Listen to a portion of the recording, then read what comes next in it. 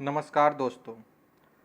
आज के इस वीडियो में हम लोग जो एसएससी सीएचएसएल के द्वारा एलडीसी का जो सिलेक्शन होता है, जो जॉब होता है, उसके बारे में डिस्कशन करेंगे। तो आइए देखते हैं। जैसा कि आप लोग को पता है कि एलडीसी का चयन 10+2 अर्थात इंटर स्तरीय होता है। इसका प्रोसेस क्या है वो देखते हैं। जैसे इसका पहला प्रोसेस में पहला एग्ज़ाम होता है टायर 1। जैसे कि टायर 1 में कौन सा एग्ज़ाम होता है, ऑब्जेक्टिव टाइप एग्ज़ाम होता है, जिसमें 100 क्वेश्चन रहता है। मैथ का 25 रहता है, रीजनिंग का 25 रहता है, इंग्लिश का 25 रहता है और जीके जीएस का 25 रहता है। ये मिला के 100 क्वेश्चन रहता है और एक क्वेश्चन 2-2 मार्क्स का रहता है, यानी 200 मार्क्स का क्वेश्चन रहता है। उसमें क्वालिफाई होने के बाद एक टायर 2 होता है जो डिस्क्रिप्टिव टाइप होता है। डिस्क्रिप्टिव टाइप में आपका 100 मार्क्स का रहता है, जिसमें एक एसे और एक लेटर होता है 50-50 मार्क्स का। ये 100 मार्क्स का हो जाता है। ये टायर 1 और टायर 2 क्वालिफाई होने के बाद एक टाइपिंग टेस्ट होता है। टाइपिंग टेस्ट इंग्लिश और हिंदी दोनों होता है। इंग्लिश जो टाइपिंग करता है उसको 35 वर्ड पर मिनट टेस्ट देना होता है और हिंदी टाइपिंग वाले को 30 वर्ड पर मिनट देना होता है। टाइपिंग टेस्ट क्वालिफाई करने के बाद लास्ट स्टेज डॉक्यूमेंट वेरिफिकेशन होता है।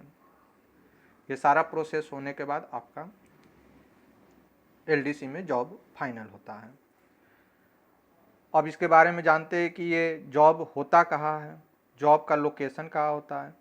तो आप लोग को पता है कि ये सेंट्रल गवर्नमेंट का जॉब है, तो ये ऑल ओवर इंडिया कहीं भी आपको सेंट्रल गवर्नमेंट ऑफिस उसके अंदर में आपका ये जॉब होगा। अब सेंट्रल गवर्नमेंट ऑफिस का मतलब क्या हुआ, तो आम भाषा में समझे तो जितने भी सेंट्रल गवर्नमेंट का मिनिस्ट्री यानी मंत्रालय, उसके अधीन जितने भी सबऑर्डिनेट ऑफिस, उसके सहायक कार्यालय हैं, उसमें ये जॉब होता है। अब इसके बारे में देखते हैं कि इसका जॉब प्रोफाइल यानी क्या काम करना होता है एक एलडीसी को। तो एक एलडीसी को कंप्यूटर रिलेटेड वर्क रहता है। ऑफिस में कंप्यूटर से संबंधित सारा काम रहता है। टाइपिंग, अगर आप इंग्लिश टाइपिस्ट हो तो इंग्लिश टाइपिंग करना पड़ता है, अगर हिंदी टाइपिस्ट हो तो हिंदी टाइपिंग करना पड़ता है। इसमें एक खास बात यह है कि इसमें पब्लिक डीलिंग आपको नहीं रहता है, पब्लिक से कोई रिलेशन नहीं बना रहता है। आपका अलग ऑफिस में आपका काम रहेगा, ऑफिशियली वर्क रहता है।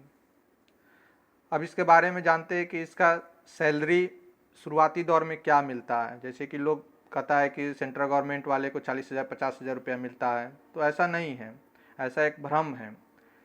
इसमें शुरुआत में सैलरी 25 से 30,000 के बीच में रहता है। अब इसके सैलरी के बारे में थोड़ा हम लोग विशेष डिस्कशन करते हैं कि सैलरी वास्तव में शुरुआत में मिलता कितना है।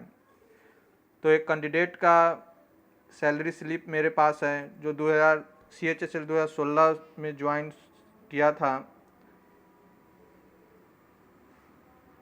और 2018 में उसका ज्वाइनिंग मिला था। 2016 से 2018 में ज्वाइनिंग मिला था उसको। उसका सैलरी स्लिप देखते हैं कि उसका सैलरी वास्तव में मिलता कितना था उस वक्त और अभी कितना मिलता है, ये भी देखने की कोशिश करेंगे। आइए तो देखते हैं।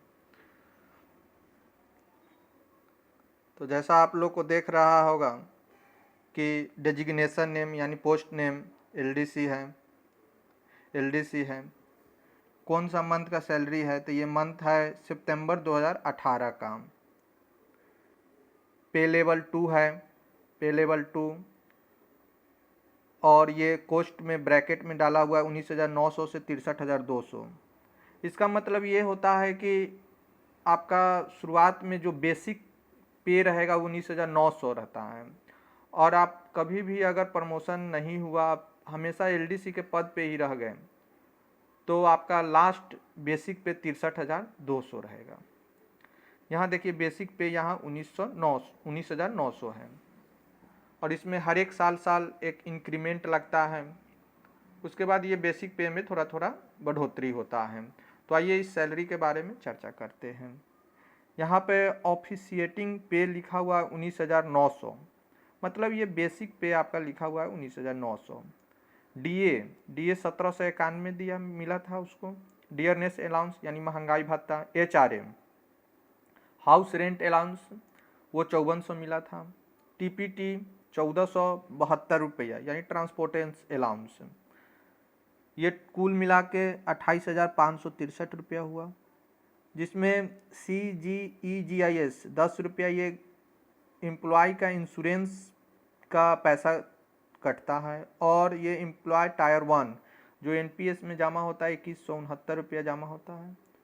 ये हर एक बड़ा बड़ा ऑफिस में एक क्लब होता है जो बड़ा बड़ा प्रोग्राम को ऑर्गेनाइज करता है, जिसमें 10 रुपया उसका चार्ज कटा था। और प्रोफेशनल टैक्स ये हर एक स्टेट गवर्नमेंट का अलग अलग चार्ज होता है, जो 150 रुपया वो डिडक्शन होता है।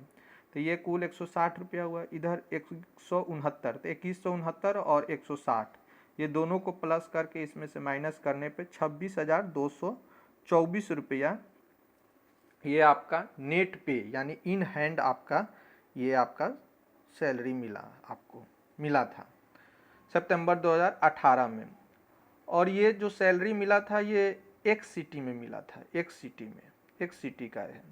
हर एक सिटी में कुछ कुछ डिफरेंस सैलरी में हो जाता है। एक city, Y city, Z city, तो एक सिटी में इतना है तो वाई सिटी में अप्रॉक्स 2000 रुपया घटा लीजिए, फिर जेड सिटी में उससे 2000 रुपया लगभग घटा लीजिए, उतना का अप्रॉक्स में शुरुआत में सैलरी मिलता है एक LDC को। अब देखते हैं कि अभी उसका सैलरी कितना मिलता है, तो आइए देखते हैं अभी उसका सैलरी क्या मिलता है। तो देखिए अभी आपका मंथ है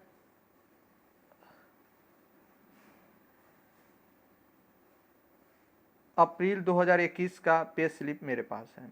इसमें देखिए उसका बेसिक पे अब हो चुका है 21,100, पहले उसका बेसिक था 19,900, यानी इसको इंक्रीमेंट लगते लगते 2 साल 3 साल में 21,100 हो गया है। DA उसका बढ़ के हो गया है 3587 रुपया। HRA अभी भी 5400 है। ट्रांसपोर्टेंस अलाउंस 1580 रुपया अभी है। ये कुल मिला के 31,667 रुपया होता है। अब CGEGIS है 30 रुपया कटता है ग्रुप इंश्योरेंस का, और एम्प्लॉय टायर 1 में 2469 रुपया कटता है। CGHS यानी जो हेल्थ स्कीम है सेंट्रल गवर्नमेंट का, उसमें 250 रुपया डिडक्शन होता है। और ये एम्प्लॉय अपना एक कोऑपरेटिव में पैसा जमा करता है, उसका 500 रुपया ये कटा है। और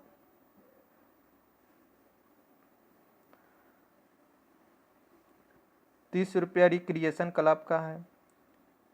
सर्विस एसोसिएशन NG यानी सर्विस एसोसिएशन यूनियन होता है, उसका 20 रुपया डिडक्शन हुआ है। और प्रोफेशनल टैक्स हुआ हर एक स्टेट गवर्नमेंट का 150 रुपया।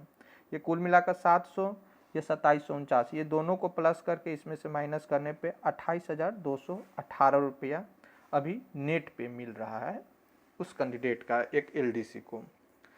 तो इससे अनुमान लगा लीजिए कि एक सिटी में अभी इतना मिल रहा है तो वाई सिटी में 2000 कम और जेड सिटी में इससे भी 2000 कम। तो कहने का तात्पर्य यही है कि एक LDC को लगभग शुरुआत में 25,000 के करीब सैलरी मिलता है, और उसके बाद हर एक साल जब 2018 में ज्वाइन किया था तो 26,000 समथिंग था, और अभी 2021 मतलब 3 साल होने को है लगभग, तो इसको 29,000 के करीब मान के चला जाए तो लगभग हर एक साल में लगभग 1,000 के करीब सैलरी इंक्रीज हुआ है। यही सैलरी एक LDC को मिलता है। अगर LDC के बारे में और भी कोई विशेष जानकारी आपको चाहिए तो कमेंट में हमें से सवाल करें। आपका सवाल का हमें इंतज़ार रहेगा। अभी के लिए इतना ही। Thank you very much.